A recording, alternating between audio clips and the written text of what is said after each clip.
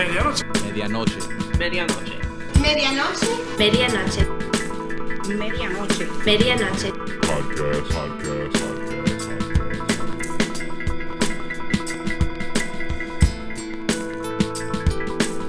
Medianoche. Podcast. Medianoche. Medianoche. Medianoche. Medianoche. Medianoche. Medianoche. Medianoche. Medianoche. Podcast.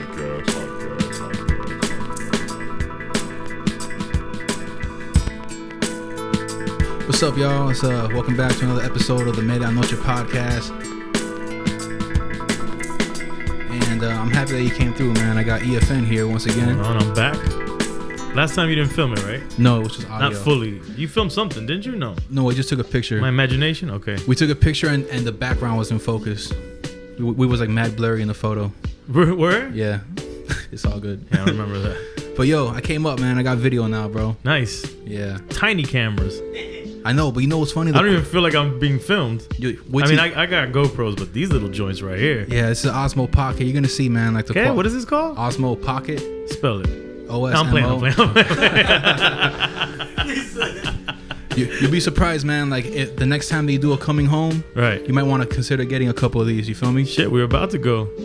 Yeah, they film in 4K, 60 frames per second, 4K. It's a little gimbal. You know what I'm saying? Super fire. Are they man. expensive? No, they're like $350.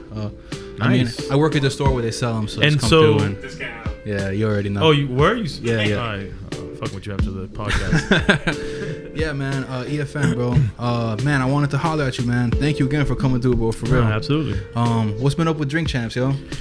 Busy, man. I mean, in the public eye, depending on who's checking us out, some people feel that we've been, inconsistent with the releases. But what's been happening behind the scenes, we've been really busy with Drink Champs. We've been getting together new media partners, which I can't completely speak about yet. But we're about to basically roll out with just new partners altogether. I don't like to say we're relaunching because we haven't gone anywhere. Yeah. We've been consistently inconsistent, so we've been releasing regularly. It's just been sometimes it'll be some breaks in between, but we're about to we have a bunch of new announcements, new media partners, just bigger and better. We're always trying to figure out new innovative ways to take this podcasting thing to another level. Well, would you say that you guys are spearheading the hip hop podcast and that genre? Because I know there's some other guys that that they're doing it as well, and I like that hip hop is collectively doing podcasts because sometimes I like the interviews more than the album. You know what I mean? Right. From the artist. But you guys have been, and I was so happy to be a part of it when it first started to, But do you feel like you guys are kind of making leading the way when it comes to it? I mean, I definitely think we inspired a lot of people to do podcasting and hip hop. We weren't the first ones at all. You had the Combat Jacks, you had the Juan Epsteins, you had Rap Radar, but I think that we were the first ones that kind of helped bring a whole new audience or kind of mainstream it to a certain degree. And I think we kind of are the spearheads in that sense. We help broaden the fan base, which actually helps everybody that's doing it. It made it more lucrative. It made it, and podcast in general is just evolving and becoming this bigger juggernaut of a business. And we, on the hip hop end, I definitely think we're right there at the top. Do you think that this is what I think. I think that podcasting is great. It ages really well, And I think that upcoming artists, such as myself, when I decided to do this podcast, is because I didn't have a publicist, and when you do a press run, like I said, the interviews, they matter a lot. Right. So I was like, you know what? I'm gonna do my own podcast. I'm gonna steal EFN's idea, and I'm gonna just do my own shit, and then I'll have a bunch of interviews. For sure. I straight up stole it from you. I mean, it wasn't my idea to start with, so it's open source. Yeah. No, I'm just playing, man. Yeah. But and I also see that you guys are doing smoke champs now. Right. Damn, that's hard, bro. Yeah. So I remember when y'all was talking about that, back when I was still rocking with y'all, man. I'm really happy that you're finally putting that into. Well, it's still in its infant stages. It isn't. I don't know what you think it is. It's not a podcast yet. I don't know what it is, but I just like that y'all are running with it's definitely that brand was always there. I always, pretty much when I grabbed all the Drink Champs stuff, I had grabbed the Smoke Champ stuff. So it was always there, just waiting. It was dormant, basically, just waiting to be woken up. And yeah, now we're starting to find partners that make sense for Smoke Champs. And it's actually starting, eventually I want it to be everything. I want it to be a podcast. I want it to be a video, show or whatever. I want it to be all the things that Drink Champs is. But what's dope about this world is that we're starting actually in the legal, cannabis world in terms of products. Yes. And that's actually where it's getting its start in right now. I can just see so many things, man. I can see rolling papers with the little logo and grinders and just everything, you know? Man. I think that logo will even go further than the Drink Champ. People love the Drink Champs logo, but the Smoke Champs logo, I think, is where it's at. Yeah, that's wild, man. I mean, and after that takes off, if you guys ever decide to do like a Shroom Champs or something, please I don't think we're going there. I think you can take that one if you want. All right, I'll even take. I might have to hold it down and just in case. instead of the trophy, it'll be like a little mushroom or something. I gotta holler at Scam too. There's a little too much already there. I'm just playing, man. You should do it though for shits and giggles one day. Yeah, maybe as like a skit, Boris, he'll volunteer for it. Word. I'll keep that in mind, bro. I just remember, man, I remember how dope it was, man, when Rich Blanco would hit me up and be like, yo, you busy tonight? Right. Why, what's up? Well, we're doing a Drink Champs and we're filming Snoop. You want to come through? And I just dropped what I was doing, and I remember when I watched the episode, my camera, I was mad shaky because I was just nervous to be there the whole time. And then you read some of the comments saying y'all need better cameramen. And they was probably talking about me, I mean, listen, man, you can't go by those comments. We need everything according to them. Yeah, it's funny. Do you read comments now? When you watch videos? I try not. No, I definitely don't go to YouTube comments because those are the worst. And I rarely read comments unless they tag me and it's just in my face. But I try not to pay attention to that, man. I would imagine that even though you make time for people that reach out to you like myself, but I would imagine that you're also just really, really busy, man. So I don't know how much downtime you have to even be browsing the comments anyway, Well, I mean, I look at the social media side of everything I do as part of the marketing arm of everything I do. I take advantage of the free marketing tools that social media is. So I'm on it, I'm on it constantly. So I do see DMs or comments, but like I said, I don't see everything and I don't pay attention to everything. But usually when someone addresses me, I pay attention and I reply in kind. Word. Usually. I try. It's kind of become a thing where people watch the video and then they'll scrolling the comments has become part of the experience of watching new content, Right. So it's just funny. Which I don't know that that's right, because I don't think it's fair to. I mean, it depends on how you're taking the comments, because you're right. Because sometimes I'll go to a video or a post of something, and I'll go to the comments sometimes to get validation of what's being said in this is true or not, by how many people are agreeing or disagreeing, which is wrong, I think, because these are novice people, usually trolls, people with no fucking lives most of the time, when they're trashing shit, just outright trashing shit. Sometimes people are legitimately commenting and giving feedback, which is fine. But the trolling aspect is what I just can't get over. Fuck a troll, man. Yeah, it's true, man. Trolls are. I remember some months ago, this one guy really had a field day with me. He went on all my videos, and it's so there are some people that are just fucking evil as fuck, man. You know what I'm saying?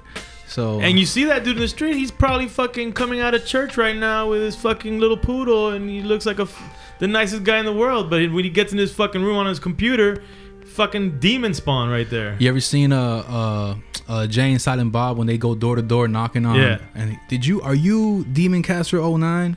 And you said this, and they start beating. It's 14-year-old kids. Yeah, that's funny. But yo, man, what's up with Coming Home? Are you doing that? Anymore? When I started the series, and we've been doing them independently, even though they've been licensed and aired on Revolt, most of them. I set out to do a certain amount that I would do independently. So I'm about to close off the independent ones that I'm doing, which I always said I would do at least 6. So we're about to film our 6th one, which is going to be in South Africa.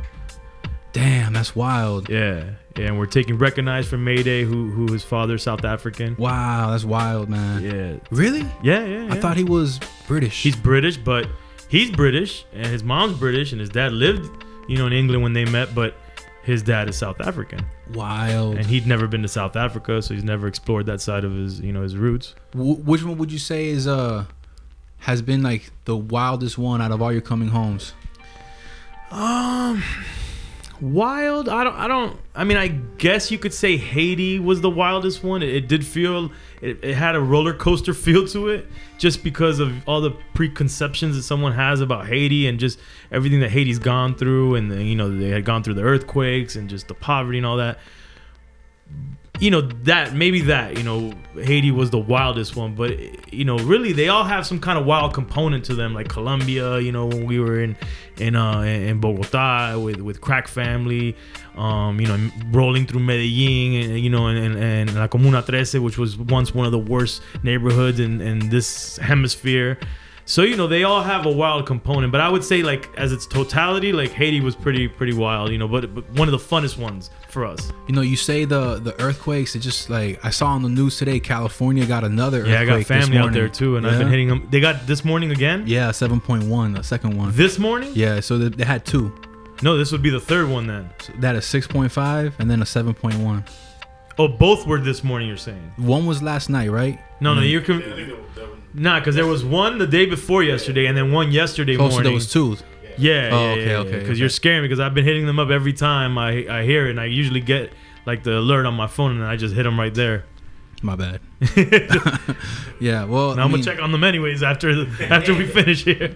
Yeah, man, that's wild. If I had, like, I love California. I know that South Florida deals with hurricanes, and South California deals with earthquakes, and North California deals with, like, wildfires, like crazy fires. Well, both do, the wildfires and the earthquakes. In California, that's right. Yeah. Because I remember I'm from LA originally, so I understand a little bit of that out there. I remember when I first experienced an earthquake. That's the most bizarre thing, bro, because if there's one thing stable in my life, it's the ground.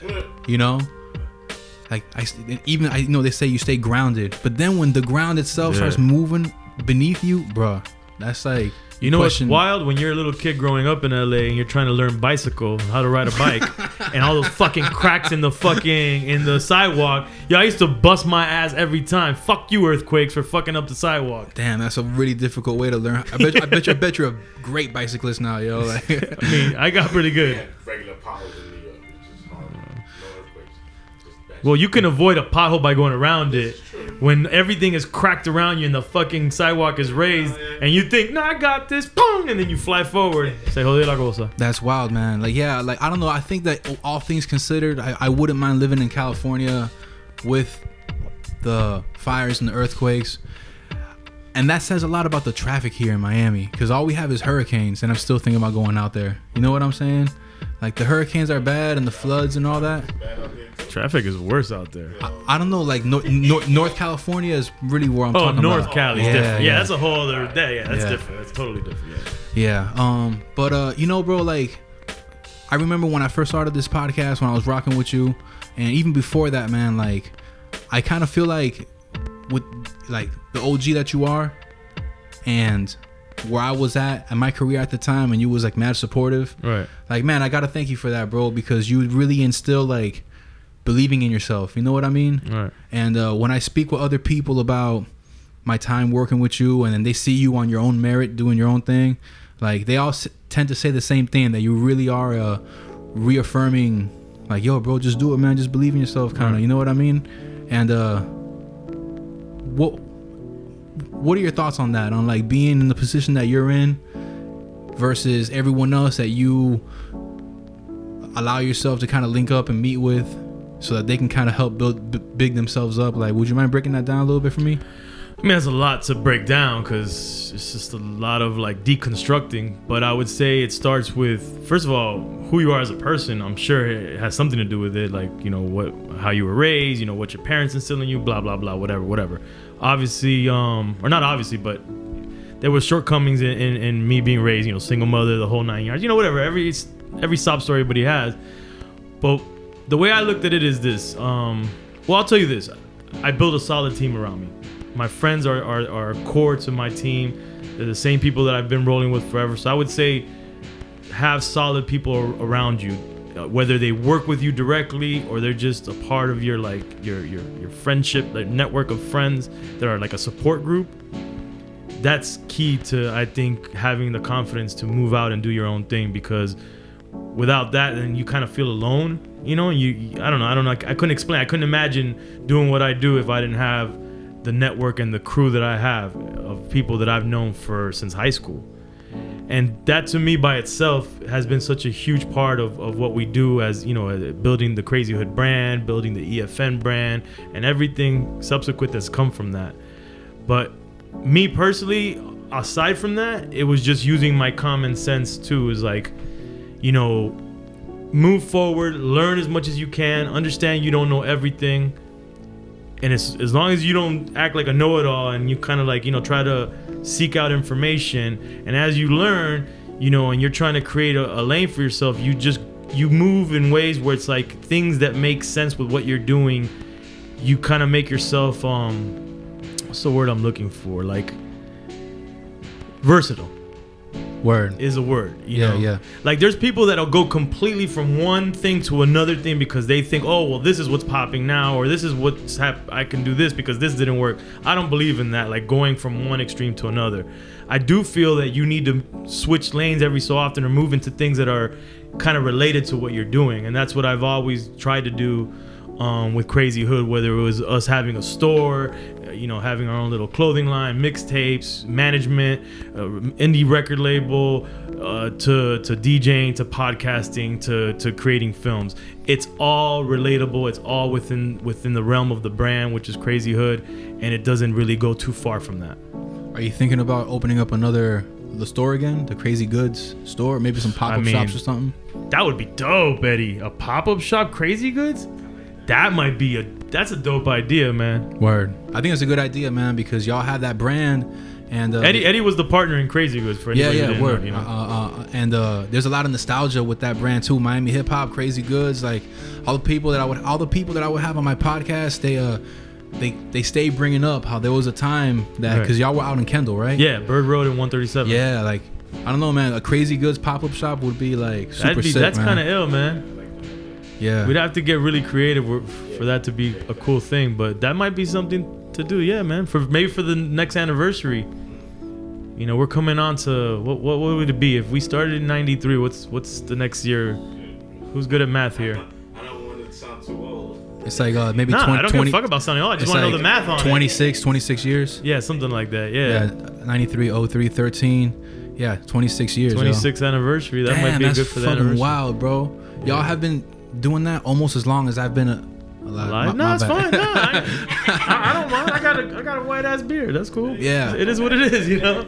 Oh, you know what? Speaking of that, man, like it's interesting seeing to me, rappers and producers now, they're starting to get the white in their beard, but they're still like popping, you know. Right. And I really like that hip hop collectively is kind of breaking down that ageism. Right. You know, to me that's really dope, man. I remember there was a little while when the whole old head thing was there's still a little creating bit going on, like, you know, there's still some friction between like what the old heads and the young heads type of thing. But I mean, yeah, it is dope to see that. And that was actually one of my thoughts in not ever wanting to dye my beard, you know, was just be good in your own skin, you know. Like I have one right here and it's I'm coming. You know what I'm saying? Before you know it, I'm gonna be like a little Santa Claus as well, bro. A little Santa Claus. Yeah, you know, like I like that, bro. I like that hip hop because it's funny. Like at the age that I'm at, and even the music I make, like the subject matter is not, I don't know, deliberately trying to be like fitting in with the new generation. I've always kind of been on the vibe that I'm on, and I tend to appeal to people more or less around my age, and I kind of like that, you know. Right. Instead of trying to, you know what I mean? Yeah, I mean, I don't think. First of all, art should never have anything age associated with it. Like, you know, art is art. You know, some old ass man could make some art you don't know is an old ass man, and then some young ass person be like, yeah, that shit's dope art, or it's whack art. It just doesn't matter who's creating it. A young ass kid could do something dope, and I shouldn't judge it by the merits of the person's age. Facts. And I just think that that's where art is different from everything else. You know, now when you put industry and then you make it a money machine, then the industry starts to say, oh, well, we need youth because youth is more impressionable, youth is more maybe marketable, and youth is different. There's different components to why they think youth is better, but it isn't necessarily. And even then, it's like factor. you'll have a concert with like some artists that are younger, and then if Nas walks out, everyone in the crowd is gonna be bugging out because it's Nas, you know. And I feel like the status that you are like as a legend or as a credible artist is now starting to be this unconditional criteria above like whatever age you are, you know. Yeah, I mean, and look, good art again is gonna always outlive, you know, anything going on, like, you know, trends basically is what I mean. And one of the other things too is that why I've never subscribed to ageism is because, again, having my crew around me since high school makes me feel like I'm in a time capsule, which was actually one of the purposes of me creating like Crazy Hood, where I wanted to contain this capsule of this feeling that I felt when we were like all going to all the early hip hop jams, and just the way it all felt. So I still get that feeling because I'm still hanging around with people I've been hanging around with since I was 17.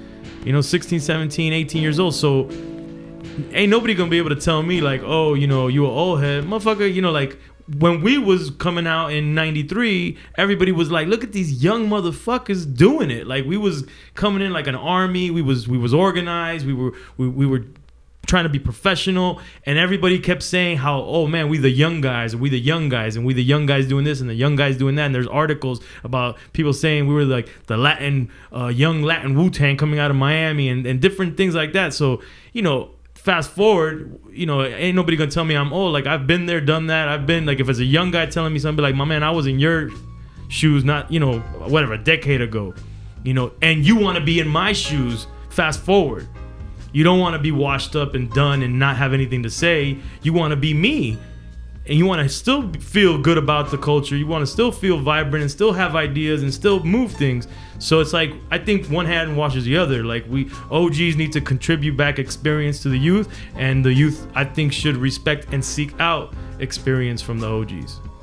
Word. I appreciate that. You know, because when I make the music that I make and people that I collaborate with, like, we're already in our late 20s and early 30s, and I can see how for some people they have a harder time dealing with that than others. Their hope starts to dwindle a little bit. You know what I'm saying? Right. Like, damn, I don't know if I want to be in my late 30s still trying to be pushing this rap shit, whatever. You know? It's not for everybody. It really is. And that's the thing. It depends on what you care about. Again, I wasn't going to be in my late 30s or early 40s or whatever, maybe DJing in clubs. So I don't. You know what I'm saying? But if you truly, if you were really truly passionate about the culture, then you'll find ways to stay relevant and do things within the culture. Word, I agree. Do you still like spin on your pastime? Yeah, in my crib. Yeah. That's pretty much it. You know, I bought a set of turntables, like actual for vinyl, like turntables, and I have them in my crib, and in a way it's almost like a piece of furniture now, because I don't DJ, right? But like I wanted to have them there in case if while I'm making a project I'll invite a DJ over, be like, yo, can you do some cuts for me? I have everything here, just be here, you know. And yeah, you know, I even though they do it with the digital, like the you know what I'm saying, what do you call them, the smaller turntables for like Serato or whatever, right. Like I still like, you know, I might just start getting into looking for vinyls, and you know. So there's nothing like vinyl, man. I mean, to me there's nothing like physical copies of things, but I get the ease of not having, because imagine if we would have all the shit we have on our phone, in our cars, or in the crib. It's bad enough I got like 20,000 records still that I gotta move around every so often. That shit hurts my back. Yeah, like y'all, you know, that's why they call them records. They're like records of, like, you know, not recording but historical records, you know. Yeah. And I like that more than just, oh, let me just go on YouTube. And even though YouTube, when you sample off of YouTube, it has like a low fidelity feel to it because they compress the audio. I like the grit of the vinyl. You know what I'm saying? Well, let's just ask this question: what were to happen if we got hit, let's say, with a dirty bomb, and we lost all this digital information? Then what? You know, the guy with who's gonna be popping at the party now? The guy with the record and the record player, you know, or the guy with the tapes, all the analog shit, because we don't got no more music or whatever the fuck's gonna happen. Yeah, that's a scary thought, man. Like, since they stopped printing out CDs and everything's digital, right? Everyone's thinking like, all right, y'all well, they y'all still gonna be make good, okay? limited edition of most things. Like, they'll make limited edition cassettes, vinyl. I don't know if they make CDs. I'm sure they make limited edition CDs, but vinyl and cassettes are still being made of new music in limited edition. Yeah, like limited quantities. When they say there's a resurgence of vinyls, I feel like they're kind of overusing that word resurgence, because it went from as many vinyls as were being sold to barely none, and now they're selling like 1,000, and they're calling that a resurgence. Right. You know. Well, maybe because it was supposed to be completely stamped out, so it is a resurgence in that sense, where they thought this will never even, nobody will want this shit, not even 1,000 people. So it is a resurgence in that manner. Well, like, so speaking on that, like, what are your thoughts on like mixtapes today? Like, actual, like, do mixtapes still matter? You know what I'm saying? Not in the way that I make mixtapes. No. Because you went from making mixtapes into making compilation albums. You know? Right. Yeah, mixtapes don't exist. The mixtapes that I think of, mixtapes to me was a DJ who put together basically like a compilation of music that was out there, and basically presenting this to people to be able to hear new music or their favorite tracks all mixed into one thing, you know, and it was all made by this DJ that they respected, who basically what's the word I'm looking for?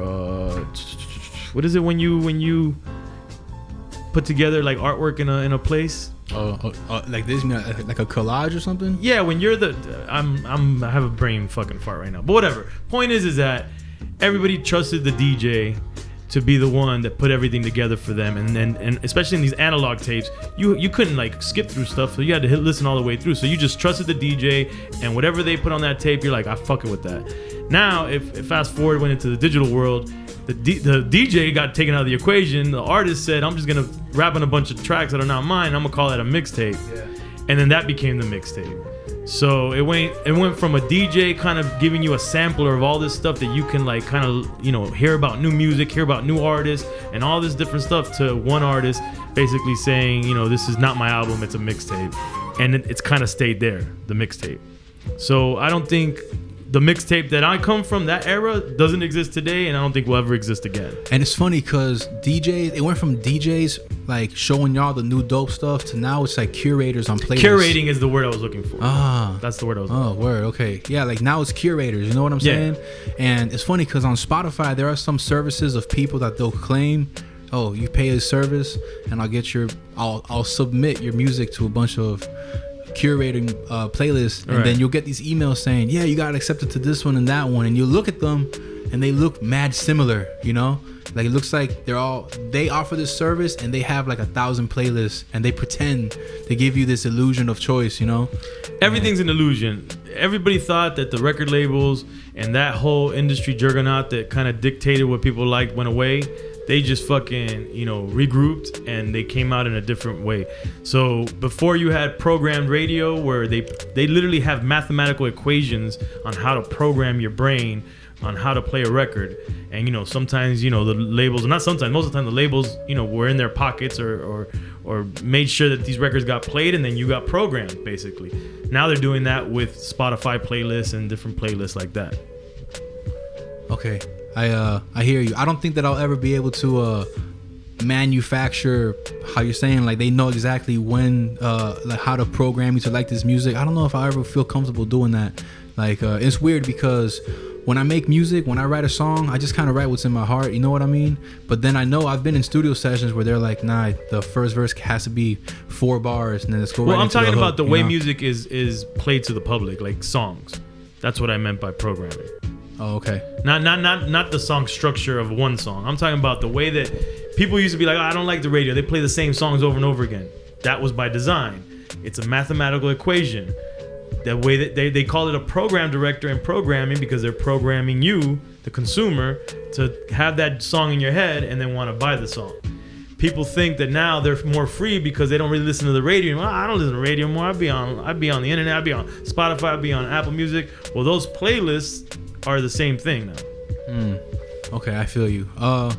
Well, thanks for letting me know. Like, I thought you were talking about like songwriting for a second. I mean, there is a form of that in songwriting too, or how when you bring in the verse or what you say and word trigger words and and that stuff too. But that's not what I was saying. And even then, there's everything is like psychology, bro. Like the artwork of the project, the artwork of the single, like the letters on your fonts, everything goes into it, Yeah. And you what type of artwork I actually like a lot? I've gone back to just a picture with the parental advisory sign, Yeah. like just one picture and that's it, because it kind of gives me that vintagey like records, some old records it's just a photo and that's it. A lot of people are doing that actually now. Yeah, the picture. Well, so like speaking of that, like I'm about to come out with this compilation, this playlist Buena Gente, and right when you start off the project, it's the drop that you did for me. Right. And thanks, man. No, yeah. You know what I'm saying? Start off the project with EFN, bro. That's ill, man. I feel like that's a morale raiser for everyone from the city, that knows that you're still here. You know what I mean? Right. Well, you're everywhere, but you're from the city, and it's like, so that was very dope, man. I appreciate that. No problem, man. It's coming out July 15 on all streaming platforms, and I'm gonna send you I don't know if I sent you the link to hear it, but you sent me something not too long ago. Worst case, I'll just probably send you another link. Okay, but, yeah, send it over. But yeah, man, like what are your thoughts on just projects like that where it's like just every track is a feature, but it's meant to be that way? You know how some artists will come out with an album and you can tell that they're depending on features to sell the album. Right. Whereas some other projects like this one, it's like every single track is a collab so that you can be exposed to other artists, kind of like a mixtape. Right. I really don't have any thought either or. I mean, I get it where people are like, oh, this artist didn't need features. But man, look, at the end of the day, just make a fucking solid album with features, without features, with your grandma on it. Who gives a fuck, man? Just make some shit that people want to listen to. Make some dope ass shit that speaks for you to other people. And I really don't care what formula you use to make that happen. What would you say kind of speaks to you, man, when you listen to music? What are you listening for? Considering you're like a vintage hip hop head. I mean, but it's 2019. The thing is, it depends on my mood. I'm a Gemini, so I could be in one mood one day and another mood another day. It depends on the mood. But I mean, look, I like right now the new Dreamville joint, that project. I'm just starting to listen to it. Sounds dope. Like I just love. Sometimes I want to be in a place where I want to feel like I'm listening to what's now. But what I love to hear from what's now is what's now having some lyrics. Have some substance to what you're saying, but let the beat make it what's modern today. And I love when today's artists can do that. Like say something to me in your lyrics, but make the beat make me feel like, oh, this is some shit from today. What's going on right now. Do you think that new artists mastered hip hop more than older artists? I mean, I don't think that. Well, if I may, like right. that's a conversation right now. That's a big debate because people are saying. Well, what does it mean to master hip hop? Like, what is your definition of that? Like they're saying, like the music that we make is more polished. We're more like polished in making hip hop music more than the old days. Like there was this one video that I saw where this guy was like, I love Wu-Tang, but compared to how artists sound now, they sound mad sloppy, But then it was meant by design. They purposely wanted to sound a certain way. Right, and they're kind of like not realizing that that's a deliberate decision to make it like that, Whereas now everything is quantized and auto-tune, reverb heavy, plug-in all over the vocals, and they're saying that sounds more polished, right? More like just mastered. Hip hop, and from what I understand, from me growing up in hip hop, was never really supposed to sound polished. It was an underground art form. Sounding polished was actually at one point corny. You didn't want to sound polished and you didn't want to be on the radio. Those were the two things from hip hop. It was an underground art form. Now, there's dope ass shit today that's better than shit from before, and there's dope ass shit from before that's better than today. Now, the one thing that I have a problem with what people call hip hop today is that a lot of things that they call hip hop today, to me, fits more in the R&B category. A lot of these artists, never mind that they all sound the same, a lot of them sound the same because they're using the same cadences, or the same type of flows. There's nothing new in that, what they're doing. But also, they're not even really rhyming like that. Like, okay, they're rhyming, but they're it's not raps. They're just like, it's like sing-songy, auto-tuney, you know, rhythmic stuff that I'm just like melodic stuff. Yeah. I'm not saying it's bad. It could be good. I mean, you might hear this, man, this shit's dope. This shit's bumping. The beat is dope. You know, the melody, you know, is fucking dope. But is it hip hop? I don't know. If they're not rapping, to me, that's the criteria. You need to be rapping, you know? I feel like the way that they rhyme now, because it's like they're really, really short phrases, whereas back then you'll have like a 4-bar setup arriving at a point. Right. It's like this whole verses were more like well stringed together, whereas now the whole punch in, let me just think of something real quick, they just punch it in right quick. I'm not mad at it, you know, but I do agree that they're calling it hip hop, and I don't know, I kind of feel like I sound like a hater when I say it's not hip hop, but they also are saying, nah, this is just some other shit. They'll call it trap or whatever. I think calling anybody a hater is always dumb. You know, like you shouldn't be called a hater because of having an opinion on an art. Yeah.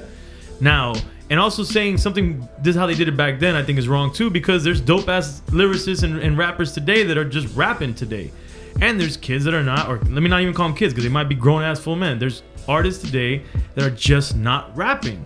You know what I'm saying? It's just they're just not rapping, and they're passing for hip hop and whoever's allowing it, whether it be industry or popular culture, whoever is allowing it to happen. One thing we have to remember, back in the days, if we want to say back in the days, which is corny to say, but it's true, hip hop, the culture and the people that listen to hip hop were actually like a group of people that like a small group of people in scale to every other genre of music. Like they were literally like almost like a cult where you can go to every city, you know, and you could literally go to some parties and see all the hip hop heads in the city.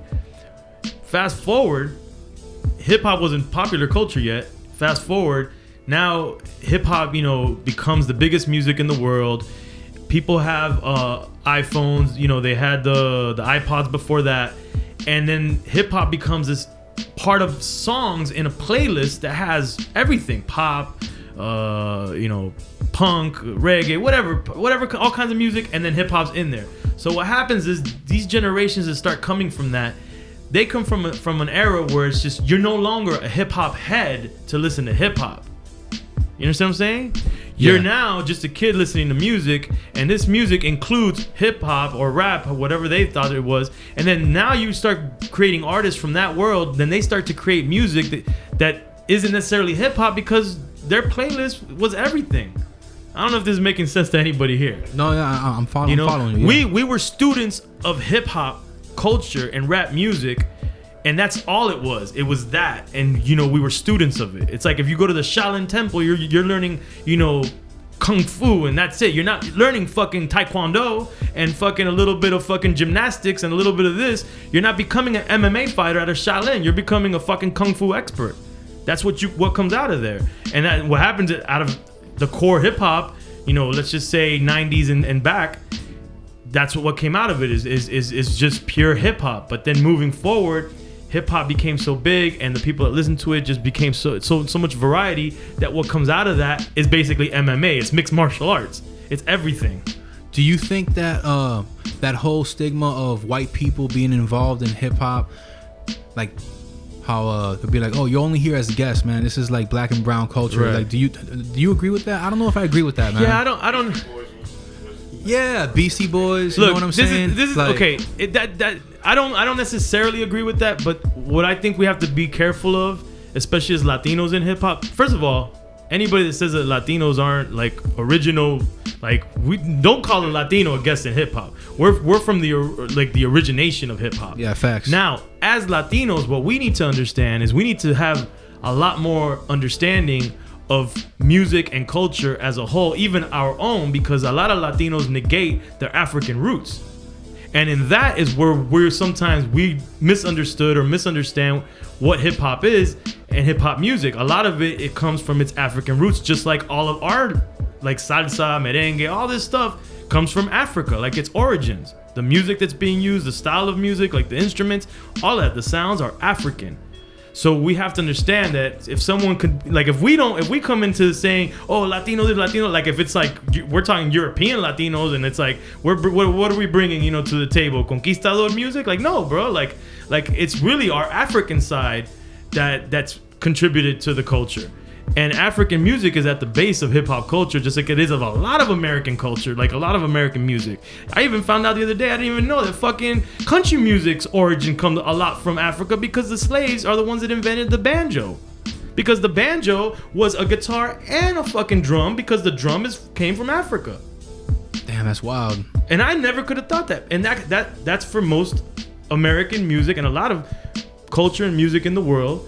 Origins are from Africa, and us as Latinos need to understand that history so that we just, like, we get it. Like, we have to be informed so that we don't, it's just, that's where some of this stuff gets weird, and people just don't get it, and they're like, oh, Latinos and this, or white people are guests. We have to understand the core of hip hop, like a lot of music in America, its origins come from Africa. Do you think maybe it's just more like just like, yo, we just want our credit, bro? You know what I'm saying? Like, no, I'm just saying we deserve our credit because we were there from like the literal inception of hip hop as a culture in the Bronx. You know, like the B-boys were mostly, you know, Puerto Ricans, you know, or Latinos, and the graffiti writers, and every, like, if you look at it, all those pictures from back in the days, it's black and Puerto Ricans, you know, or black and Latinos. They could have been Cuban too. There's a lot of Cubans in those areas in that time too. So okay, but that goes without saying. Like, I'm not gonna let nobody tell me that I'm a guest in hip hop, or Latinos are a guest in hip hop. That's not gonna happen. Yeah. But I do also have to be understanding and say that, yes, I do also understand that the real origins, specifically to the music, and even if you want to go even deeper to the dance and to the graffiti, because you can tie all that shit back to Africa. You could tie it back to hieroglyphics in Egypt, to graffiti, or, you know, or the dancing styles in Africa, whatever, the way the tribes used to battle each other. All of it can come, but it doesn't negate, you know, Latinos and hip hop. It just doesn't.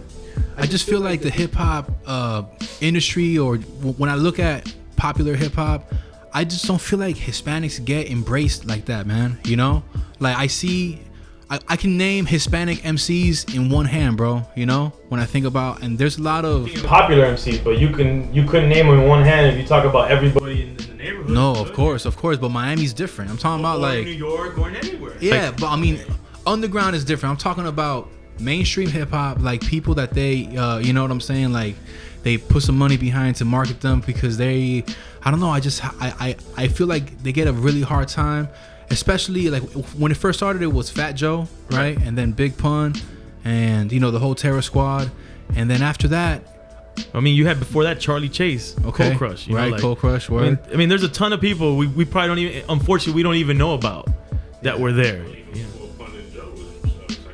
Well, yeah, Cypress Hill too, word. But you see, Mellow like, Man Ace was one of the first, yeah. And then you know, Kid Frost. And then you got, like, you know, the Pitbulls, and then the But I think by going Joel by the Ortiz, this is the problem, by going by the rapper as the sole representation of who's who in hip hop is wrong. Again, the rapper is the byproduct of an industry trying to make money off of hip hop culture. That was the way they could make money off of it. They package it however the fuck they want to. So basically, you had probably most likely some white dudes saying, let's pick these dudes and make them the face of hip hop. You know, like, again, we gotta be like, what's the word that I'm looking for again, man? Like, we just gotta know our history, plain and simple, and we gotta pass down the history, and we gotta seek out history. Like, that's in Drink Champs. I still want Melly Mel on the show. You know, I still want Grandmaster Flash and Grandmaster Kaz on the show. You know, I want those folks to come. Cool Herc. I want to hear all that they got to say, because I want to learn more about the culture that I love, because there's probably things that I don't know. And that's the problem. Like, I think today's youth maybe doesn't give a fuck to learn, but it might be our fault because we didn't give a fuck to teach or learn ourselves anymore. So, yeah. You know, I feel like I stand corrected, man, because it's true. Like, when I think of hip hop, I rap. So I think of hip hop, I think of rappers, you know? And I'm trying to see how, based on quality of music and skill and how dope they are, I don't really see a lot of Hispanics on, like, you ever saw Wild Style, the first hip hop movie? Yeah, of course, yeah. Latinos all up in that motherfucker. Yeah. That'll be dope if you do a really old school run for Drink Champs. You just go way the fuck back. To me, to me, I can only speak for myself. That's what Drink Champs is here for. You know, we need to bring these guys and expose them to a younger audience or a broader audience, you know, and just tell their story. You know, this is I want this platform to be for them. It was for them. I mean, that's, you know, to me, my favorite episodes are Karis One or having Primo and Pete Rock and these cats. You know what I'm saying? But the further back we go, the better, because we need to document the history for those that are never gonna know this history. Yo, the episode of DJ Premier and Pete Rock, because I was there, and that was.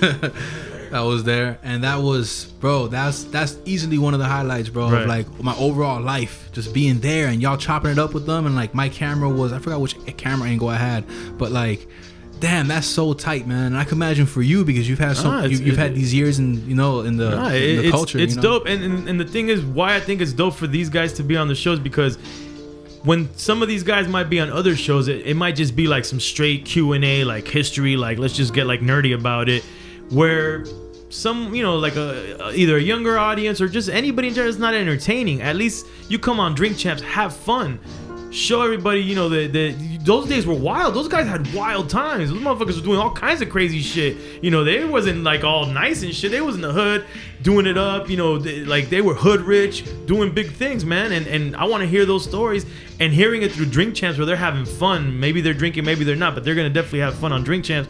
Then that correlates to the listener or the viewer, and they're like, man, and they might want to go. It's like a new form of digging in the crates. Like, they peep someone on our show, they're gonna go back and check out their stuff to kind of match up their stories with their music, you know, and that's what I would want to come out of Drink Champs. Do you think that when you do these coming homes and you go to these different countries, because you go there to see how hip hop's like over there, but there's a lot of history in those countries too. Absolutely. Like, what do you recall? What's like the oldest part of hip hop that you've ever came across doing these documentaries? Oh man, I mean, I don't know exactly how you mean that, but I'll tell you, like, for example, in Cuba, when the dude was telling me one of their OGs, like one of their hip hop pioneers, Iraq, and he's telling me how they were grabbing the signals from the Miami stations, and they were like, you know, recording that shit, and then out of that making, you know, mixtapes. And then they were passing those on, and then the thing is, just the way they were even getting the signal, like they would have to do some crazy rig, you know, antennas that weren't real antennas and all this stuff just to try to get the signal, just to try to get hip hop coming from the States. That's the first time that they heard hip hop. That's wild. Like, people here are like flipping through vinyls, and over there they're like moving antennas. Yeah. Like, damn, that's wild. And even when it got to USB, which was really, you know, beneficial for them, even that seemed old school, because basically one USB would go and they would pass that USB around so everybody could hear the music or put it on their laptop over there. You know, it'd go around to like 100 different people so that music could spread out there. Damn, you know, it makes me think of my grandmother when she goes to Cuba and she tells me, Papo, dame un par de CD para la familia allá, tú sabes, quiero escucharte. You know, it's like, I wonder how far that goes. It goes far, man. I gave them a bunch of DVDs. I sent a bunch of DVDs of the movie, and I was like, yeah, spread them out, you know, get them out to people. Damn, that's wild, man. And you're about to go to Africa, yo. Africa. That's wild, cuz. That's crazy, man. Yeah. And you know, it's funny because that's actually a great segue to what I wanted to chop it up with you about, man. Because right now, a big thing that I'm on is traveling, yo. Like, the idea of traveling to make it, really, but not just to make it. Because people get in their vans, oh, I'm gonna go on this tour, and they hit the road. But what they end up finding out while they're on the road is they end up kind of finding themselves, you know. There's something about those highways, you feel me? And do you recall, like, because the last time you were here, you were telling me about how you would go in the car with everybody to go to these record stores out of state, you know, which is a crazy drive, both like the drive and the drive, you know. But like, do you remember back in those days how those long road trips kind of affected like your whole place in this whole, like, man, you know, I'm here driving this long distance just to get some vinyls, like, fuck, man, like, it makes me just think about when I was a kid, like, going on these crazy ass road trips, you know. That's how it is with me, you know. And I encourage people to go on these like long road trips, really just to fucking help, you know, see the world, but also find themselves, you know. I'll tell you, some of my best ideas came from those long road trips. You're gonna be able to think, you know, your best thought processes are probably just driving on the road. How long, like, do you recall what's the longest that you've driven for in one sitting? I know that when we used to do those trips, our whole thing was who could, you know, take us all the way practically to New York without stopping, you know. It was some shit like that. Eddie. Yeah? What's the longest you went driving for? We did it 17 hours. I was straight up taking Yeah. those. Yeah. Damn, that's wild, man. Yeah. Like, I remember when I would drive across the across the country, man, I had in the back of my iPhone Velcro. I remember I told you, and I would Velcro my iPhone to like the dashboard. Yeah. And I'll put my Scion in cruise control because it's an empty highway. You're in Wyoming. You know, there's nothing out there. Right. And I'll just be in cruise Watch a control, movie? and I'll be keeping an eye on the road. No, Drink Champs episodes, man. You know, like I'll be like, because remember I was still rocking with y'all heavy back then, and I was like fanning out on all these fucking legends that y'all would have on there, and I'll be listening to Dame Dash, but I'll be like looking up at the road and shit. And I remember, man, like watching these interviews, like bro, they really put in perspective like my journey. You know what I'm saying? Because bro, I want to make it so fucking bad. You know what I'm saying? Like the last episode that I had my homie 1000 was here, and like sometimes I think about like my grandmother. She'll be like, oh, so hablaste con DJ Laz, you know? Hablaste con Pitbull, yeah. And I'm here like, She was being sarcastic? a little bit. Yeah, I'm like, no, ahora todavía no. Ah, okay, te quiere más arroz. You know what I'm saying? But yeah, bro, traveling, man. I encourage everybody to travel, bro. Like, I feel like especially when you're young, it's okay to live with less. You know what I'm saying? Right. I encourage people to travel outside of the U.S. because, I mean, now that I have, you know, a child, I would even say, like, if you have kids, like, try to get them, travel with them at some point, you know, when in young ages out of the U.S. Because when you leave the country, man, and you see that there's a bigger world out there, usually, you know, depending on the type of country you go to, you might appreciate more what you have. So you kind of come back to a place that you were kind of unappreciative, you know, living in, you know, I want a bigger house, a bigger car, whatever. Kind of come back like, yo, what I have is perfect, you know, compared to what some other people have. But also, even if you're not going to a country that's poor or whatever, and you're just traveling to another country, you just see that there's a bigger world out there. Bigger world, more cultures, different languages. So your problems in your neighborhood or in your city become so minute at that point. Yeah, petty. It's such a big world, you know, like, and that's why I say kids, because kids, you know, their problems are in their classroom or in their school.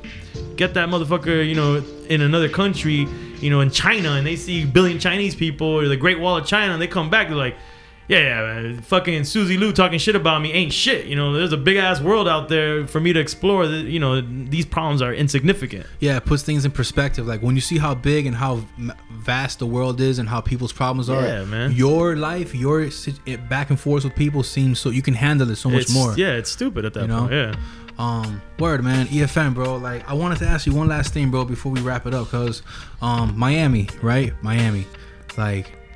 You know, I wrestle with the idea of like moving out of Miami a lot because it's not the first time that I've done it. It's a weird thing because when I leave Miami, I'm like, man, outside of the fishbowl that you're in, wow, look at these mountains in California. Damn, cuz this is snow, bro. It's crazy, right? And then you start to kind of miss La Carreta, you know, El Palacio de los Jugos, you know what I'm saying? Yeah, for real, that's real. And like, what are some things that you appreciate? What are some things that you appreciate about Miami, bro? No, what you said. I appreciate the Latin culture, you know, that's here and just the feeling of home. But again, I go through the same struggle. I start to hate Miami at some point when I haven't left in a while because one of the things that bothers me about Miami is that we're such a transient city where so many people move in and out of Miami, so many different like cultures. Even at some point, like we get waves of different countries of, you know, migration, that it feels like Miami isn't even Miami sometimes. Like it's like a big airport. Yeah, that's a great analogy. It's like a big ass airport. So when you're trying to be an artist, especially, you're trying to build something that is very Miami and pro Miami, which is crazy hood. That's all we've ever wanted to do was, you know, build an identity for the city and make the city proud. And then that can, you know, another wave comes in and kind of washes that out. And I'll give you an example. Like, you know, when we were young, we're all working. We're just trying to get like media to cover us and stuff. And we'll get like the Miami New Times or the Miami Herald, and finally the reporter comes and they you know, oh man, you guys are amazing. They write this amazing article, and then the next go, we're ready to do another, you know, press run, and we want to promote it. And we want to hit our contact at this, you know, newspaper. Oh, so and so doesn't work here anymore. Now I work here. Oh, who are you? Oh, I'm so and so. Yeah, I just moved here from Indianapolis. who are you guys? Oh no, I'm running a story on these guys. I don't. They don't know. You know, you're nobody to them now.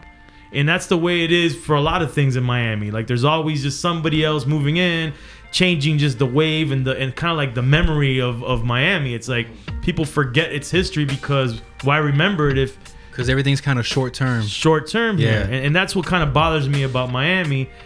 And you know, I mean, my whole thing is that Crazy Hood is part. You know, we're only one part of it. Hopefully there's a bunch of different examples of the symbolism of like a constant.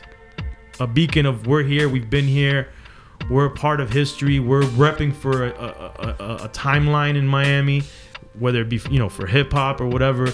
And you know, I want a lot of people to be like us, and there are a lot of people like us. I'm not saying we're the only ones, but I think it's important that we stay here repping for the city and we rep for the past as well. Not because we're these old people that are just super nostalgic and wish we lived in the past. It's just that the past is a part of our story and it helps the future. And people just should realize that and appreciate that. Yeah, it's true. Now that I think about it, when I was out in Cali, like so in North California is Humboldt County. Are you familiar? Yeah. All right, so Humboldt County, all the stores that are there, it's kind of like that. Like the person behind the counter has been there for 12, 13, 14 years. Yeah. And it's just because it's kind of like Springfield, like they're always there, you know? And when I came back to Miami, even the hip hop scene, everyone done moved on. Yeah. Everything's completely different. Businesses closed down. Grand Central's not even there no more. Right. Like Eve isn't Eve anymore. It's 1306. All these, and I feel like that's why documenting is so important because that lasts forever. Right. You know what I'm saying? As long as YouTube lasts, but like that lasts a lot longer than these brick and mortar businesses and people. Oh, what's up, buddy? You're doing a new tape? Nah, I'm working on real estate now. It's like, God damn, I used to bump your tape all the time. Cause what happened? You know what I'm saying? Like, I really like the idea of long term, and it's true. Miami has a lot of short term. It is a transit city. Like, it's a lot of short term relationships. But the great thing about that, to me, I think, is that's what makes the short time more special. You know what I'm saying? Because you're aware that eventually they're gonna move on, right? And and also the good side of that is that we get all these different cultures that make this, you know, the melting pot that it is. There's a good part to that as well, to have all these different people coming in and out and cultures and influences.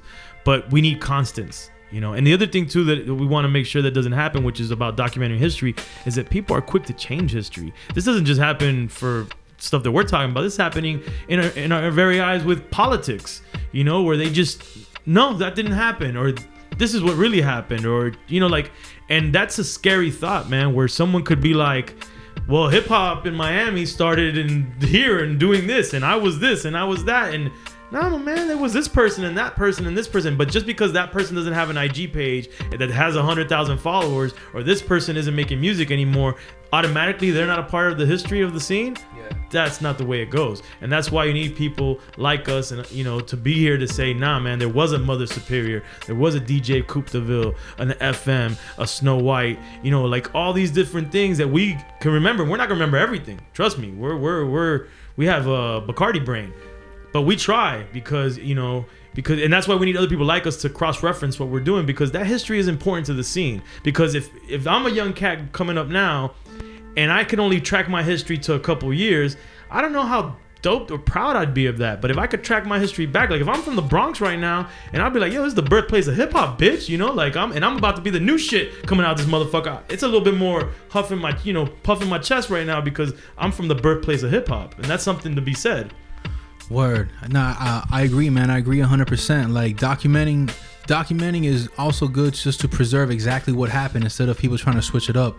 And it's true, bro. Like I feel like there's a lot of Mandela effect shit going on. Yeah, absolutely, you know? Man. Absolutely. Yeah, word. Okay, I appreciate that, man. I mean, before we wrap it up, I just want to let everybody know, man, that like EFN, mind you, the audience of my podcast, the majority of it is in Miami, but there's also people way outside of Miami too. Like EFN, when it comes, Miami's kind of hot right now when it comes to like popular music, but way before that was even the way when we was just struggling, when Rick Ross was coming out with his mixtapes and you and all that, and all these little hip hop shows. Like EFN has always been, you've always been like kind of the big bro to us, and then you always allowed yourself to be reachable, you know. Right. So I really appreciate that, man. You know, which is why it means so much to me that when you play this tape I'm about to drop, like Buena Gente, like the first thing you hear is you. You know what I'm saying? That's hard, bro. Just the idea of that to me is a fucking bar, you know? But yo, on that note, man, do you have anything last that you want to tell the people before we get out of here? No, just check the constant, crazyhood.com. Crazyhood.com, bro. Follow EFN is Who's Crazy. Drink Champs. Follow Noche Podcast, Art Morera. And yeah, we out of here, guys, all right? Peace. Yes, sir. Yeah. Thanks, man. Yeah, no doubt. Medianoche. Medianoche. Medianoche. Medianoche. Medianoche. Medianoche. Medianoche.